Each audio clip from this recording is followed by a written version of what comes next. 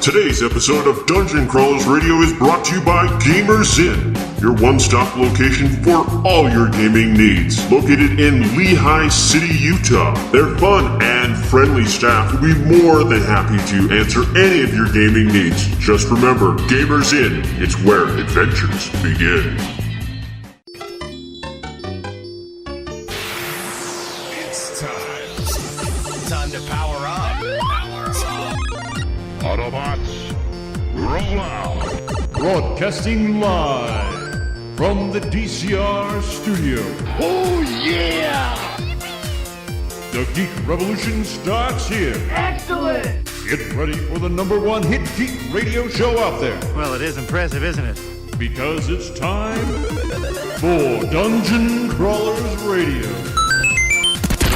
Let's get ready to rumble!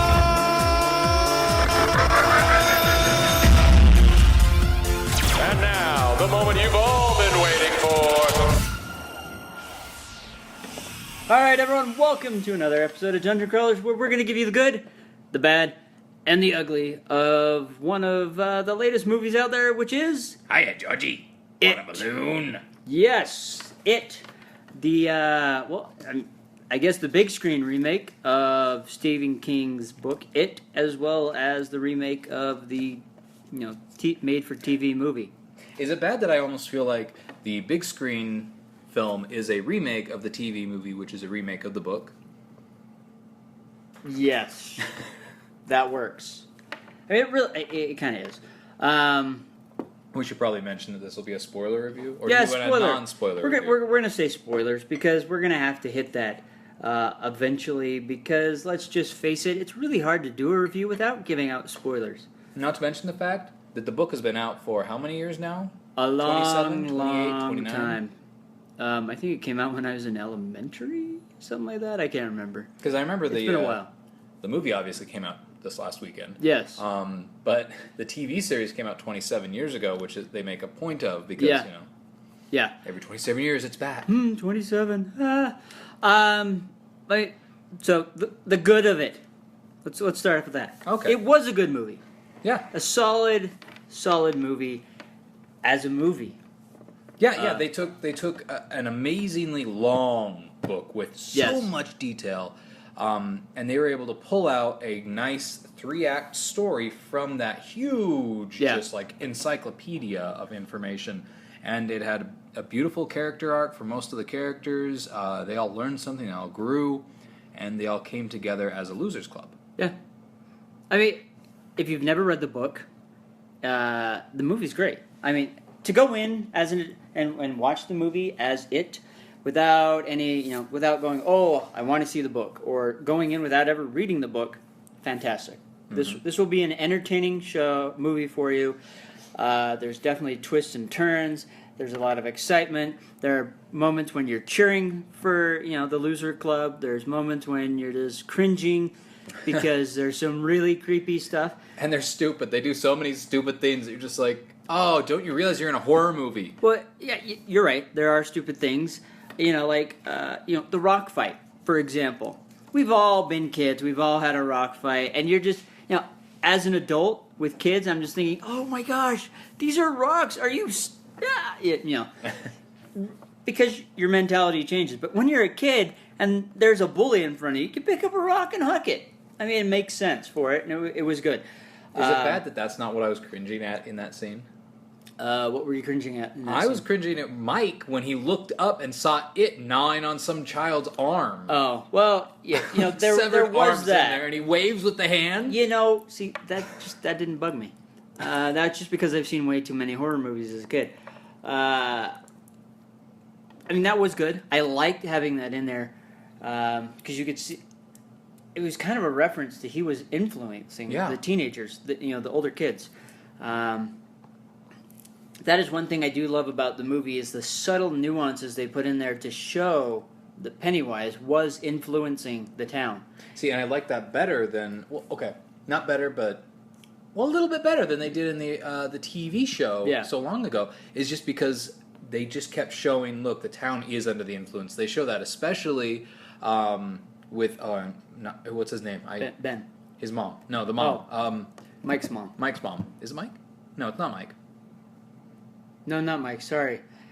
Eddie's mom. Eddie's Eddie mom. Kasprak. Yeah. They show that so well with his mom and how she is definitely under the possession. And same with... Well, yeah, I mean, she's very Bev's. gluttonous. She's just watching TV, and then she's very, nope. Mm-hmm. And the car that's driving by when Mike is getting cut open. But not Mike. Ben. When Sorry. Ben's getting kind of...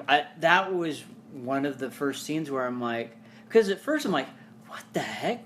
What? The balloon? And then I'm like, oh. Yep, because you It's see a the people yeah, passing they by. kinda They look look- directly at them, and then they look away. Yeah, and it was just like, oh, they're showing he's pulling some of his power here. So I like that. Yeah, because they really didn't show that as much in the original, but in the book, that is so paramount. Yes. Especially when Mike is going through all of the history, and he's finding these events where Pennywise would actually show up in the town, and people actually reported seeing a clown amidst these horrendous events that the townspeople would take part in, and they just wouldn't even realize that they were doing these murderous events. One guy murdered multiple people in a bar. Another time there was a shootout in the town where they completely massacred 4 people, even though they were bank robbers. But the entire town literally massacred 4 people. They were just relentless. Yeah. Well, and that's where I guess we kind of move into the bad. The changes that we saw in the movie. Obviously, Mike's role was diminished greatly. Mike was barely even there. There is... For those of you who haven't read Yeah. the book, Mike basically is supposed to be what Ben was in in the movie. Yeah. He's supposed to be the historian. He's supposed to be the one who's researched Pennywise. His parents are still in the picture, and they actually... He is just... He's much more pivotal, not only to the Losers Club, but to the plot itself. I mean, Ben still has his moments. He has his growth. And, you know, Haystack, I love that kid. I love his development, especially in the book. But he isn't...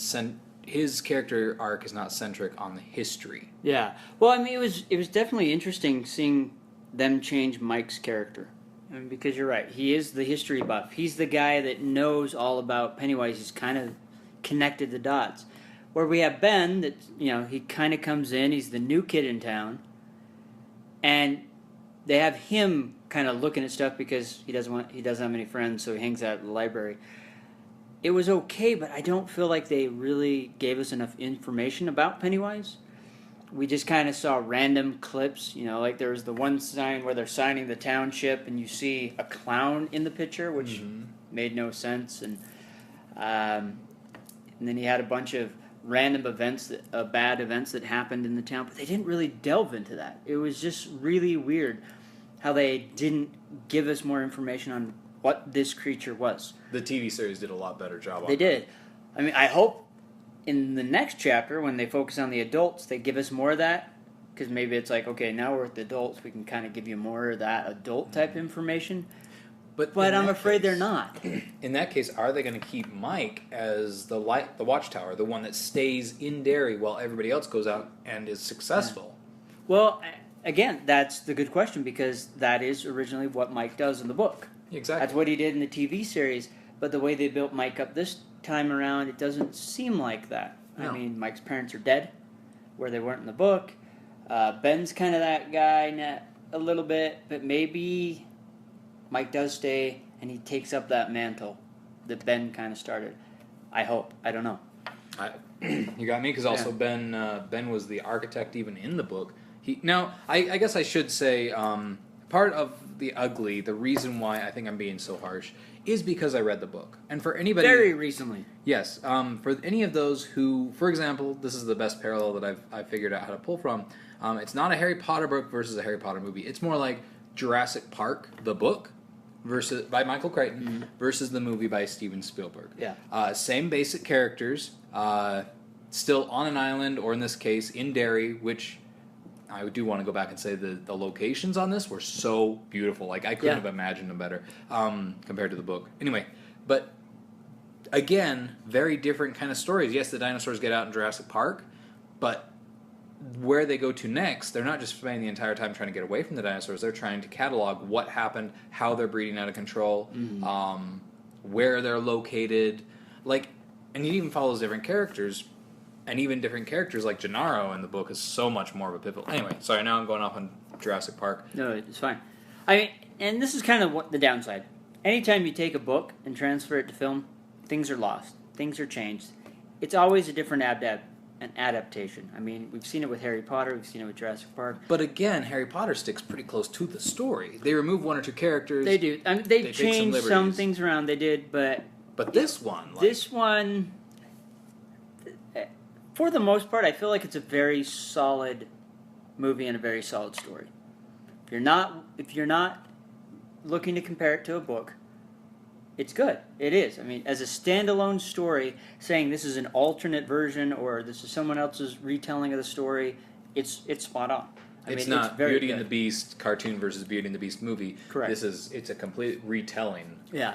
And not only that, what I really love about it is it's not visually graphic. There are a couple moments, but most of it really plays on your psyche and stuff like that. I mean, the whole weird gyrating clown thing, the whole scene with Georgie in the water, and then Georgie starts like decaying.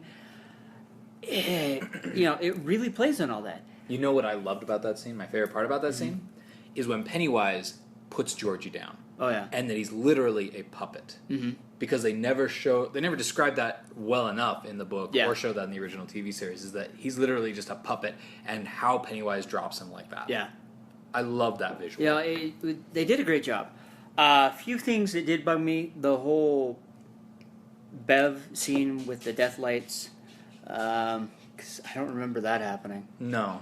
Yeah. Okay. So this is another thing that bothered me: is Bev being kidnapped and everybody having come together. Now, again, I like the 3-act story, and I liked them having something where the stakes were so high. Yeah. And I can still hear Tim Curry's voice. If you try, you'll die. Yeah. If you try, like when they write that on the board. But they should not have done it with Bev. Bev is one of the backbone characters. She's not the leader like Ben, but she is the backbone. She is the shot. She is the tough one of the group who's able to keep them all together. If they should have done it with anybody, my personal opinion, they should have done it with Stan Uris. Yeah. Well, I mean, that would make more sense why Stan... Okay, spoiler if you haven't read the book, Stan commits suicide when he's an adult before they're supposed to go back. Exactly. Because I think he gets the phone call. He does. He gets the phone call. He gets the phone call saying, we have to go back, and then commit suicide. Basically, and they explain in the book that he just is so organized, and he is. You see that in this. He's very organized. Everything has a purpose, and he remembers. And just it is such an affront to nature, an affront to his definition of God and life that he just can't handle it, and he does. He commits suicide, and it's the first death in the Losers Club that it claims. Yeah. Well, I mean. And it makes sense that would lead to that. You know what I mean? Now that I'm thinking about it, there is a point where maybe he did see the death lights. Remember when they go in there and the weird deformed lady over his face? That's true. I just remember that moment. So maybe he did catch a glimpse. And so maybe that is maybe that will help be that catalyst. Maybe we'll see some flashbacks of that when they're adults, just before he does that. I mean, that's going to be a rough scene as it is, but I do remember where he's at the door. He's very hesitant to go in, and like, we all have to go in. We're stronger together. And which is great. I mean, that is one pivotal moment. The first time they go in the well house, and Pennywise has started to separate them, and there's that they're right at the front door almost, and Bev comes in and then hits him with that pole, and that's it's like that one moment when it realizes, crap, they can injure me, because I don't think it's been injured before. No, it's never had a group of people band together and fight against it. Yeah, and believe that they can inflict damage. Yeah. That's another thing. Can we move on to the next? Yeah, go. So the next, I almost want to say the ugly on this one. Okay. So let's go to the ugly. Okay. Pennywise was a pansy. In this one. They neutered him. You've got to understand. And I hate it when people say he's an alien. He's not an alien. He's from the multiverse.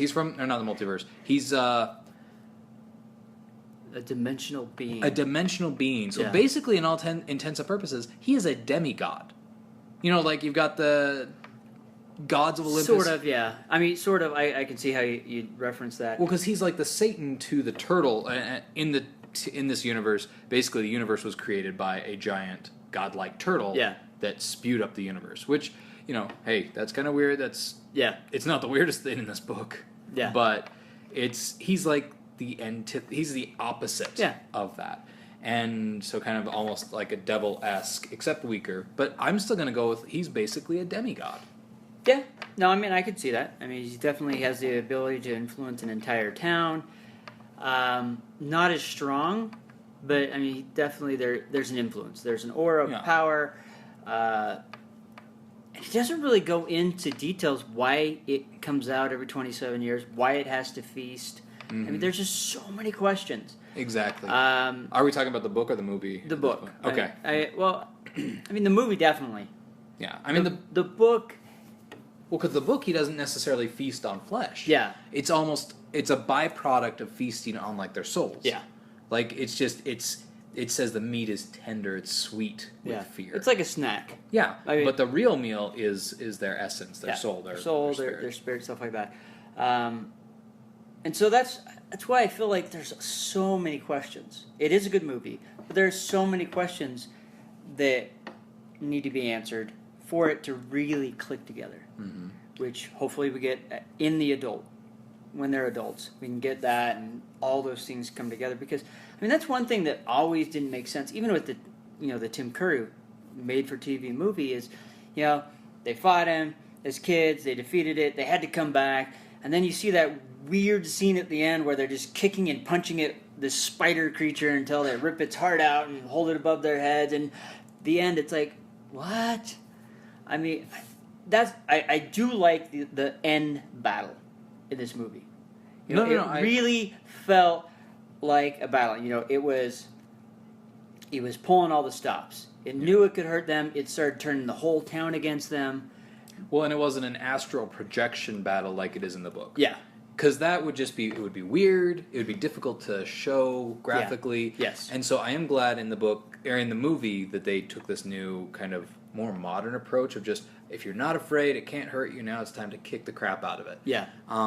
But at the same time, I feel like that still weakened Pennywise's character, demeaning him from demigod or multiverse kind of being down to a monster, a shape-shifting creature monster, almost like something from an X-Files episode. Yeah.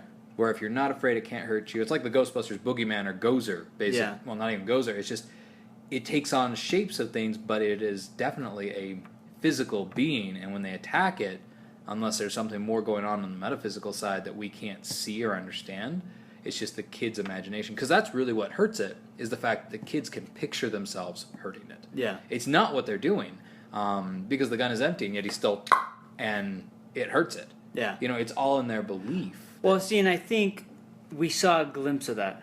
Yeah. In that scene where he did have that, Mike's like, the gun's not even loaded, and he still pulled the trigger, and you see the damage. Yeah. I think they were hinting at it, and maybe that's what we'll get more of that, because maybe remember when you did that and it still hurted. Why? And maybe they'll bring that in. I don't know, because again, that's another great opportunity where they missed out. There was a scene where you see Georgie with the one arm saying, I just want to go home, and then he's like, sorry, you can't. Yeah. And he does do it to Georgie.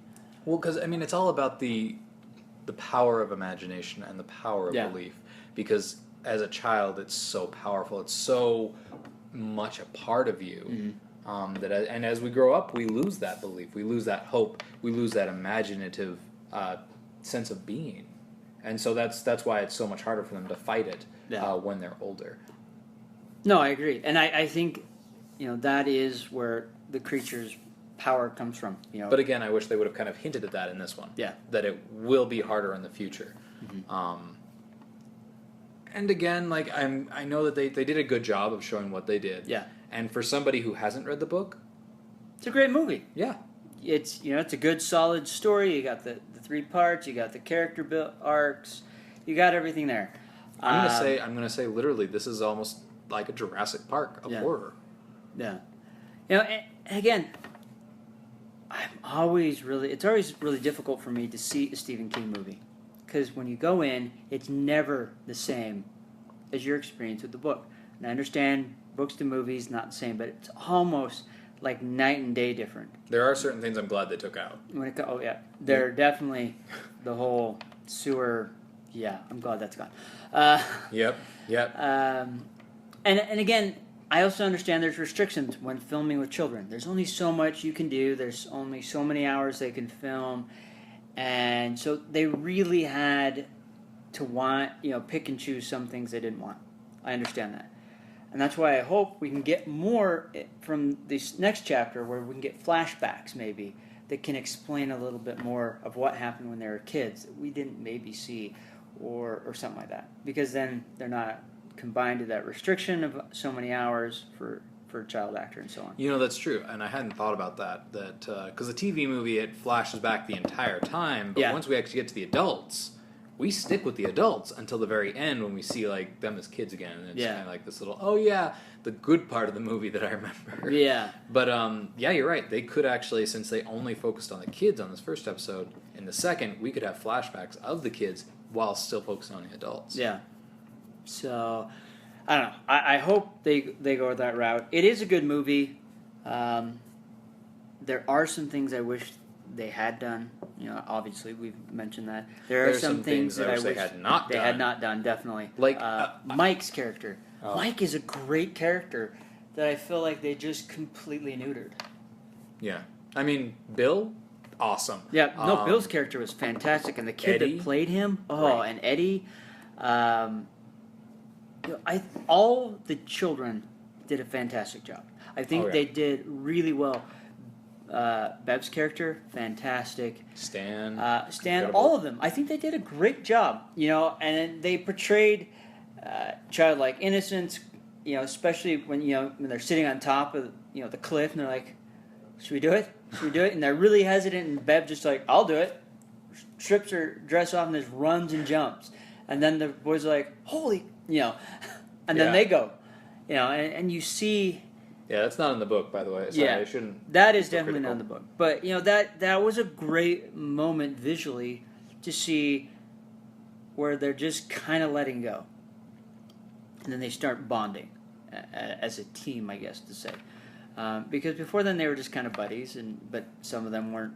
Ben wasn't there, Bev wasn't there, but they start bonding and so forth, moving from there. So that was a great moment. But there are so many things. There's one thing Mike and Ben in the library, the whole scene with the headless kid.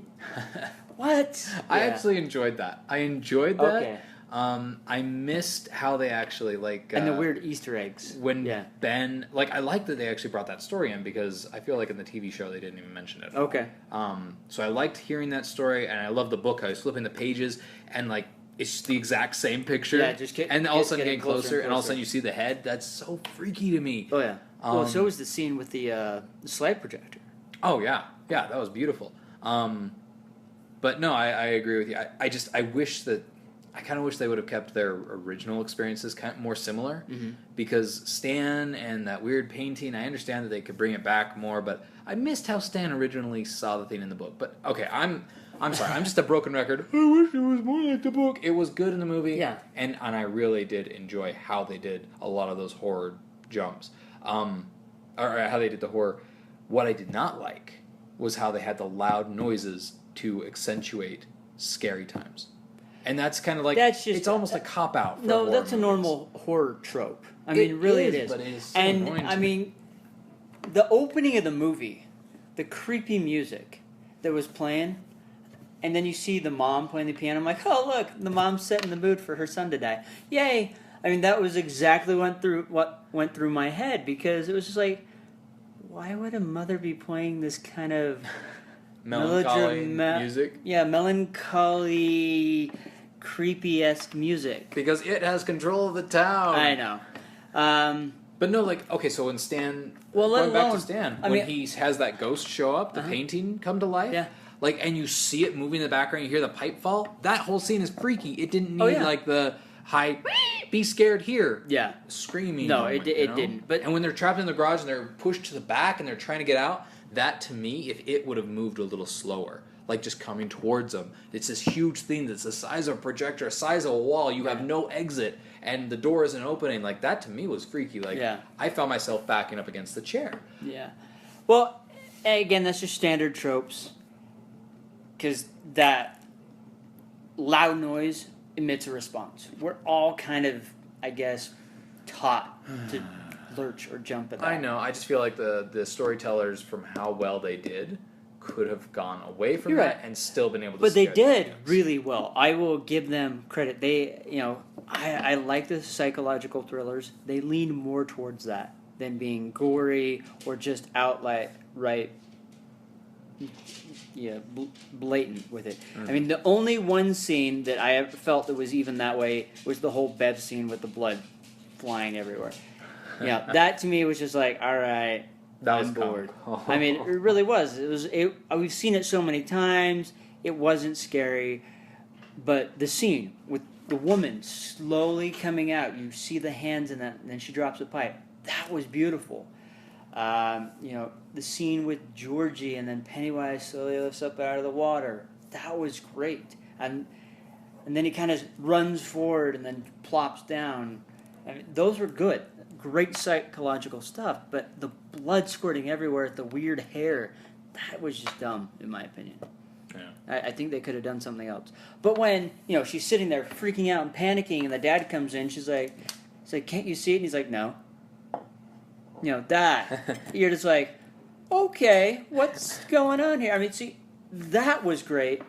But I scene worry leading up about to you, that. baby. Yeah. Like, that's the line that scares me. The dad is creepy. The guy, man, I don't know why you'd ever want that part, but the guy pulled it off.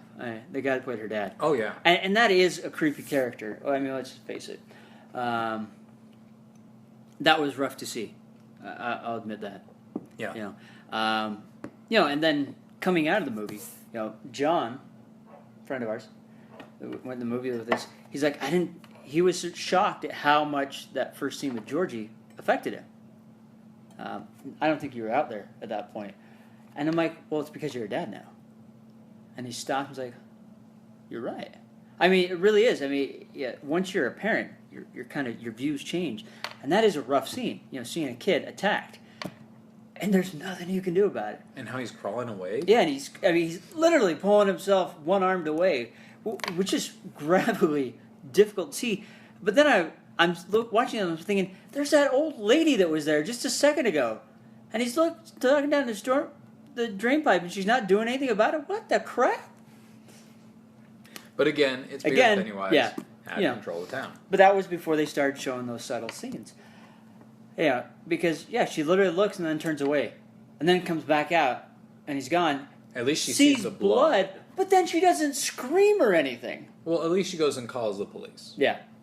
So, it's just like, all right, interesting. But then you start seeing those subtle things of he's manipulating the town, and it all starts coming together. So, what do you think? Final reviews? Sure, we can. Or is there anything else that you wanted to hit? No, I think we hit it all. It is a good movie. It's a great movie to see. It's not gory. It's very psychological, and I mean, you're going to find yourself jumping. You're going to find yourself laughing, and you're not. There may be some scenes where you're going to clamp your eyes real shut because it is that freaky. Keep your eye out for the original Pennywise mask. It is in there. It's very subtle, but you can find it. Daniel saw it. I did not see it until he pointed it out. Yeah. I am shamed.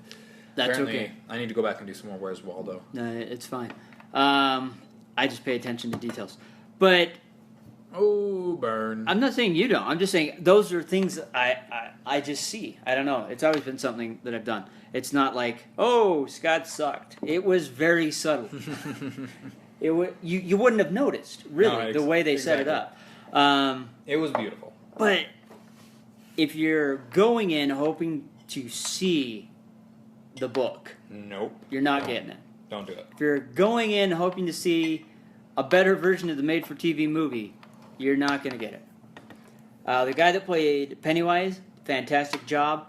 Definitely not Tim Curry, but still just as good a job, in my opinion. Lot better than the new Freddy Krueger we got. If you're going for a classic or a retelling of the classic It character story, and as long as you're and Georgie, Yeah. then you're in for an amazing treat. Yeah. Like it is. I mean, Yeah. as a movie, I'd give it. I'm kind of in between a B- and a B. Okay. Well, for a horror movie though, that's pretty Yeah, good. no, it is. It is good, but there are some things that bring it down. I mean, I don't know if I could ever give a horror movie an A. To be honest, it'd be really tough. Even like my all-time favorite, Darkness Falls, that's maybe a B+. I'm a little bit more generous with my A's and B's. But, well, it's just really hard because I want to be entertained. And I want to really be immersed. And there were a lot... I was pulled in, but there were several things that happened that pulled me out of the story. And that's why I'm kind of hesitant with giving it a full B. Just because there were those things that pulled me out of the story enough that I had to wait till another moment that pulled me back in. Yeah. For me, and again, I went in with the wrong expectation. I should have realized that, like Jurassic Park, the book adaptation or the movie adaptation from the book is going to be significantly different. And I should have accepted that going in. I think I would have had a lot more fun if I could have let that go. But I couldn't. So as far as... I have 3 reviews. It was kind of funny. Because I was sitting here and Scott's like, Scott's not happy. Not happy. not happy. Well, it's just because the locations were so spot on. I know. When they're sitting in front of the Paul Bunyan statue. The sets were great. And I found myself daydreaming instead of listening to them about how the scene played out in the book. Because the Paul Bunyan statue comes alive. Yeah, and you see this huge statue right behind him. You're like, holy cow, what? And literally, it comes to life and tries to kill. I think it was Richie Tozier, right? Yeah. I mean, it was an incredible scene. I do and miss. again, that's one of those scenes where I think it was pulling me out because you see the Paul Bunyan statue and I'm like, I know it's coming on. Yeah, exactly. I'm like, oh, it's going to attack all 7 of them. And then nothing. And you're like... Or like they're near the stand... or the. Well, that's a missed opportunity. Is it the standpipe? Is that what it's called? Yeah, I think so. Yeah. I think that's what it's called. And every time I see it, I'm just like, oh boy, they're bringing up something. Yeah. This is foreshadowing. Oh boy, they're near it. Oh boy, where are you going? Yeah, nothing. Don't you know what happens there? Yeah. Oh. Well, and then there's Patrick, being killed off way too early, and In a very different way. Very different way. Still creepy. Oh yeah. In its own right, but just kind of early. There were several things that did play out right, but didn't play out right. So, I actually enjoyed his death better in the movie than I did in the book. Okay. Even though I think the book is really creepy because he gets attacked by these giant mosquito. Yeah. What are those? Mosquito leeches. Oh yeah. And they just definitely it's this brutal. was more zombie-ish. more cost effective. His death, because that would have been very CG expensive. Yeah. For that death. But I mean, I feel like Patrick's character caused more mischief along the story that we missed out on. Yeah. Okay, sorry, my final reviews. Yes. So as far as for a movie adaptation of a book, okay, I would have to give it a C. Okay. Just because of so many scenes that I missed. All right. Now, as far as just a movie, an enjoyable movie, and a retelling, again, if you can let go, either one, if you've read the book and you love the book and you love the characters and you can let go of how the events took place in the book, I would give it a B+. All right. Solid B+, leaning towards an A-, and maybe I need to see it again, and after seeing it I might give it that, but I'm going to say a solid B+. Okay. It was scary. It was, as far as Pennywise's character, he was not Tim Curry, obviously. Yeah. But it Still was creepy. an excellent retelling of his character. And the town, the setting, the actors, everything left very little to be desired. Again, the only reason that I'm downgrading is just because I personally could not let go of what I had fallen in love with both the book and those parts of the book that made it to the TV series. All right. So it sounds like we have an average of a B here. Which, given our history... Which is actually pretty good. Yeah. Granted, if Aaron and Mackenzie were here, I'd probably adjust that, but hey, it is what it is. It should be noted, I believe both John and Anna, my wife, they gave it an A. Okay. They both loved it. Yeah. John grew up with the TV series like we did. We used to love watching in high school and scaring the girls that were with us.